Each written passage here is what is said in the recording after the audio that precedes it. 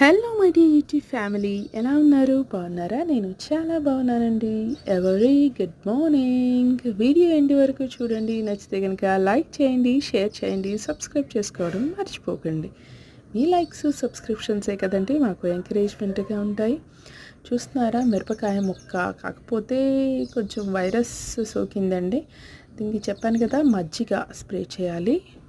15 డేస్లో 4 times spray చేస్తుంటే అలా తగ్గిపోద్ది అనమాట. మిర్చిలో ఇంకో వెరైటీ చూసారా, ఆరెంజ్ మిర్చీస్ ఎంత అందంగా ఉన్నాయి.